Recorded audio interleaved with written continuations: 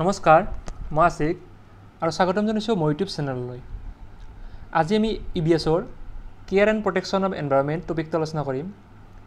তো আপোনালোকৰ লগত যিবিলাকৰ লগত চিলেবাছ আছে তো আপোনালোকে চাই ল'ব কনজাৰভেশ্যন অফ নেচাৰেল ৰিচোৰ্চেছ নামৰ এটা টপিক আছে।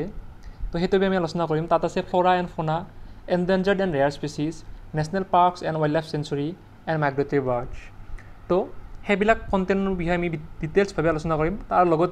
তাৰ লগত ইম্পৰ্টেণ্ট কিছুমান কুৱেশ্যন আলোচনা কৰিম। তো প্ৰাকৃতিক সম্পদৰ সংৰক্ষণ, কনজাৰভেশ্যন অফ নেচাৰেল ৰিচোৰ্চেছ। তো চাওক, ইয়াত যি প্ৰাকৃতিক সম্পদৰ সংৰক্ষণ কৰিছে, ইয়াত আমি অনবীকৰণযোগ্য সম্পদৰ বিষয়ে আলোচনা নকৰোঁ, কিয়নো যিবিলাক অনবীকৰণযোগ্য সম্পদ আছে, কয়লা, পেট্ৰল, ডিজেল বা মানে যিবিলাক খনিজাত সামগ্ৰী আছে, সেইবিলাক যদি আমি কমকৈ ব্যৱহাৰ কৰোঁ বা নিজৰ প্ৰয়োজনৰ কাৰণে ব্যৱহাৰ কৰোঁ, তথাপিতো এদিন নহয় এদিন এইবিলাক শেষ হৈ যাব। কিন্তু যিবিলাক নৱীকৰণযোগ্য সম্পদ আছে সেইবিলাক চিৰদিন স্থায়ী কৰি ৰাখিব পাৰোঁ যদি আমি তাক ভালদৰে ব্যৱহাৰ কৰোঁ। সেইটোকে এই টপিকটোত আমি আজি প্ৰাকৃতিক সম্পদ বুলি ক'লেও নৱীকৰণযোগ্য সম্পদৰ বিষয়ে আলোচনা কৰিম। তো ফ্ল'ৰা এণ্ড ফ'না। তো ফ্ল'ৰা এণ্ড ফ'না দুটা সাধাৰণতে বায়'লজিকেল ৱৰ্ড। ফ্ল'ৰা বুলি ক'লে সাধাৰণতে উদ্ভিদকুলক বুজায় আৰু ফ'না বুলি ক'লে প্ৰাণীকুলক বুজায়।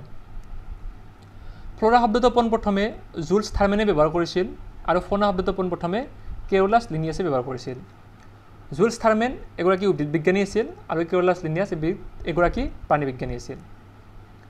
তো এই উদ্ভিদকুল আৰু জীৱকুল দুয়োটাক একেলগে বায়'টা বুলি কোৱা হয়। তো ইয়াৰ সংৰক্ষণৰ কাৰণে এটা সংস্থা আছে IUCN, international union for conservation of nature, যাৰ স্থাপন হৈছিল, ফাউণ্ডেড হৈছিল 1948 চনত আৰু ইয়াৰ হেডকোৱাৰ্টাৰ আছে গ্লেন, ছুইজাৰলেণ্ডত। IUCNে কি কাম কৰে?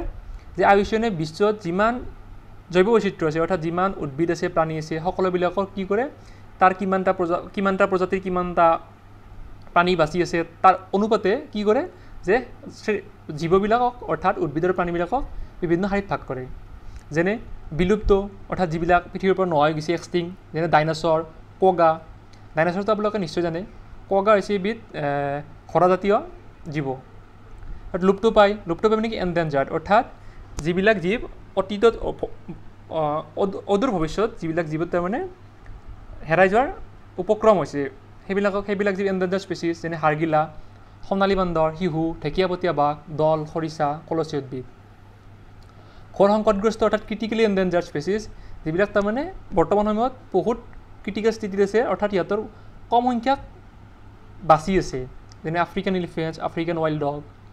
দুৰ্লভ প্ৰজাতি, দুৰ্লভ মানে যিবিলাক প্ৰজাতি কিছুমান ঠাই বিশেষে পোৱা যায়, যেনেকুৱা এশিঙীয়া গড়, ধনেশ পক্ষী, সেইবিলাক। এতিয়া আহিছোঁ আমি যে জৈৱ বৈচিত্ৰ্য সংৰক্ষণৰ ব্যৱস্থাপনা, অৰ্থাৎ এই জীৱবিলাকক, উদ্ভিদবিলাকক আমি কেনেকৈ সংৰক্ষণ কৰিব পাৰোঁ, তাৰ বাবে আৰু কি ব্যৱস্থাপনা ল'ব পাৰোঁ। তো উদ্ভিদ আৰু প্ৰাণী এই দুই প্ৰকাৰৰ জীৱ সংৰক্ষণ কৰাৰ কাৰণে দুটা সংৰক্ষণ ব্যৱস্থা আছে। এটা হৈছে স্থানিক সংৰক্ষণ আৰু এটা হৈছে বহিস্থানিক সংৰক্ষণ। স্থানিক সংৰক্ষণ কি? স্থানিক সংৰক্ষণ কি হ'ব? যে যেতিয়া যিকোনো উদ্ভিদ বা প্ৰাণীক সিহঁতৰ জন্ম ঠাইতে সংৰক্ষণৰ ব্যৱস্থা কৰা হয়, তেতিয়া তাক কি ক'ব? স্থানিক সংৰক্ষণ বুলি ক'ব। উদাহৰণস্বৰূপে অভয়াৰণ্য, ৰাষ্ট্ৰীয় উদ্যান, সংৰক্ষিত বনাঞ্চল।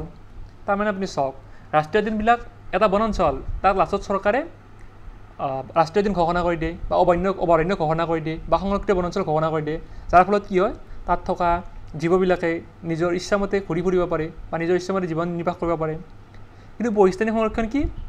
বহিস্থানিক সংৰক্ষণ হৈছে যে জীৱবিলাকে য'ত জন্মগ্ৰহণ কৰে তাৰ পৰা সিহঁতক আনি কিছুমান নিৰ্দিষ্ট ঠাইত ৰখা হয়, যেনে উদাহৰণস্বৰূপে চিৰিয়াখানা, তাৰপিছত বটানিকেল পাৰ্ক, উদ্ভিদ উদ্যান, জিন ভাণ্ডাৰ, সেইবিলাক। এতিয়া আহিছোঁ নেশ্যনেল পাৰ্ক। নেশ্যনেল পাৰ্ক কি? ৰাষ্ট্ৰীয় উদ্যান। তো ৰাষ্ট্ৰীয় উদ্যান কি? যে ৰাষ্ট্ৰীয় উদ্যান হৈছে যে জীৱবিলাকক, উদ্ভিদ বা প্ৰাণীবিলাকক সংৰক্ষণৰ যাতে ব্যৱস্থা কৰি দিব পাৰি, যাতে তাত কোনো ধৰণৰ সেইবিলাকৰ ক্ষতি সাধন নহয়, তাৰ কাৰণে যি সংৰক্ষণৰ ব্যৱস্থা কৰা হয় তাক চৰকাৰে প্ৰটেক্ট কৰে, তাক নেশ্যনেল পাৰ্ক কয়। তো বিশ্বৰ প্ৰথম ৰাষ্ট্ৰীয় উদ্যান কি? বিশ্বৰ প্ৰথম ৰাষ্ট্ৰীয় উদ্যান হৈছে য়েল্ল'ষ্ট'ন, আৰু এইখন ৰাষ্ট্ৰীয় উদ্যান 1872 চনত স্থাপন কৰা হৈছিল।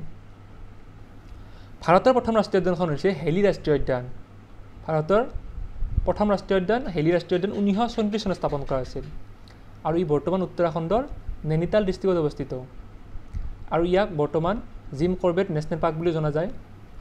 আৰু ইয়াক বনোৱাৰ উদ্দেশ্য আছিল যে ইয়াত থকা এনডেঞ্জাৰ্ড বেংগল টাইগাৰবিলাকক সুৰক্ষা দিয়া। বুজি পালে? এটা মাজত এটা কথা কৈ থওঁ যে কালি মই EBSৰ এটা ভিডিঅ' বনাইছিলোঁ, সেই ভিডিঅ'টো ডিছক্ৰিপশ্যন মই লিংকত দিছোঁ। তাত পৰিৱেশৰ কিছুমান টপিক আলোচনা কৰা হৈছে, ইম্পৰ্টেণ্ট কুৱেশ্যন দিয়া আছে, সেই ভিডিঅ'টো ডিছক্ৰিপশ্যন যে চাই ল'ব।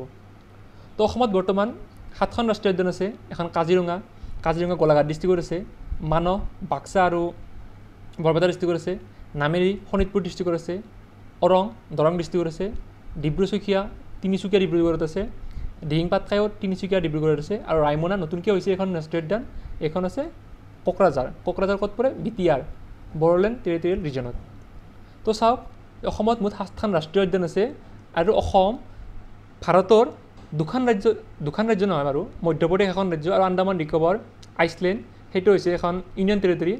অৰ্থাৎ ভাৰতৰ এখন ৰাজ্য আৰু এখন ইউনিয়ন টেৰিটৰিৰ পিছত, কেন্দ্ৰীয় অঞ্চলৰ পিছত অসমত সৰ্ববৃহৎ বা বেছি ৰাষ্ট্ৰীয় উদ্যান আছে। ৱাইল্ড লাইফ চেঞ্চুৰী, তো অসমত মুঠ ৱাইল্ড লাইফ চেঞ্চুৰী 18খন আছে, আৰু ভাৰতত 566খন ৱাইল্ড লাইফ চেঞ্চুৰী আছে। লগতে অসমত আৰু 2খন প্ৰস্তাৱিত ৱাইল্ড লাইফ চেঞ্চুৰী আছে। অৰ্থাৎ এই 2খন এতিয়ালৈকে হৈ উঠা নাই, কিন্তু প্ৰস্তাৱ গ্ৰহণ কৰা হৈছে। আৰু পৰিভ্ৰমী চৰাই মানে কি? Migratory birds. চাওক, কিছুমান চৰাই থাকে যিবিলাকে যিকোনো কাৰণতে হওক, চাই প্ৰজননৰ কাৰণে হওক বা ঋতুৰ পৰিৱৰ্তনৰ কাৰণে হওক বা যিকোনো কাৰণত হ'ব পাৰে, এঠাইৰ পৰা আন এঠাইলৈ বছৰৰ এটা সময়ত গুচি আহে বা ভ্ৰমণ কৰি আহে। তো সেইবিলাকক কি বুলি কয়? পৰিভ্ৰমী চৰাই বুলি কয়। অসমতো শীতকালত কিছুমান চৰাই আহে, তাৰে ভিতৰত কিছুমান আছে ধৃতিৰাজ, দীঘলনেচি হাঁহ, বগা বালিমাহী। তো এতিয়া আমি কিছুমান কুৱেশ্যন আলোচনা কৰিম। তো চাব, পৰিৱেশ শিক্ষা ব্যৱস্থা এক সংহত অংশ হিচাপে গণ্য কৰি ইয়াৰ প্ৰয়োজনীয়তা আৰু আৱশ্যকীয়তা সম্পৰ্কে ব্যাখ্যা কৰা আঁচনিখনৰ নাম। পৰিৱেশ আইন 1986 চনৰ ৰাষ্ট্ৰীয় শিক্ষানীতি কঠাৰী আয়োগ। এইখন হৈছে 1986 চনৰ ৰাষ্ট্ৰীয় শিক্ষানীতি, য'ত পৰিৱেশ শিক্ষা ব্যৱস্থাৰ এক সংহত অংশ হিচাপে গণ্য কৰা হৈছিল। আৰু ৰাষ্ট্ৰীয় শিক্ষানীতি আপোনালোকে গমে পায়, নেশ্যনেল এডুকেশ্যন পলিচি। এইখন প্ৰথমবাৰৰ বাবে হৈছিল 1986 চনত, আৰু শেষবাৰৰ বাবে হৈছে 2020 চনত। আৰু ইয়াৰ যি ষ্ট্ৰাকচাৰ আছিল এইটো আছিল 5+3+3+4। আৰু মেবি ৰাষ্ট্ৰীয় শিক্ষানীতি 4বাৰ হৈছে, 1986 চনত এবাৰ হৈছে, 2000, 2005 আৰু 2020। আৰু যি ইয়াৰ স্তম্ভ আছে মূল, এটা আছে access, equality, quality and accountability. ভাৰতৰ সৰ্ববৃহৎ ৰাষ্ট্ৰীয় উদ্যানখনৰ নাম কি? গিৰ, হেমিছ, কানহা। তো ভাৰতৰ সৰ্ববৃহৎ ৰাষ্ট্ৰীয় উদ্যানখনৰ নাম হৈছে হেমিছ ৰাষ্ট্ৰীয় উদ্যান, আৰু ই বৰ্তমান লাডাখ ইউনিয়ন টেৰিটৰিত আছে, কেন্দ্ৰীয় অঞ্চলত আছে, আৰু এই ডিষ্ট্ৰিক্টখন হৈছে লেহ। আগতে জম্মু কাশ্মীৰ ৰাজ্যত আছিল বাৰু। ৰেড ডাটা বুক কোনে প্ৰকাশ কৰে? ৰেড ডাটা বুক প্ৰকাশ কৰে IUCN, international union for conservation of nature, red data book প্ৰকাশ কৰে, আৰু 1964 চনৰ পৰা ই প্ৰকাশ কৰি আহিছে। বৰ্তমান এশিঙীয়া গঁড়ৰ সংৰক্ষণৰ স্থিতি কি? বিলুপ্ত, লুপ্তপ্ৰায়, স্পৰ্শকাতৰ। বৰ্তমান বিলুপ্ত দূত চৰাই কোন দেশত পোৱা যায়? মৰিচাছ দ্বীপত। তলত কোনটো স্থানিক সংৰক্ষণৰ উদাহৰণ?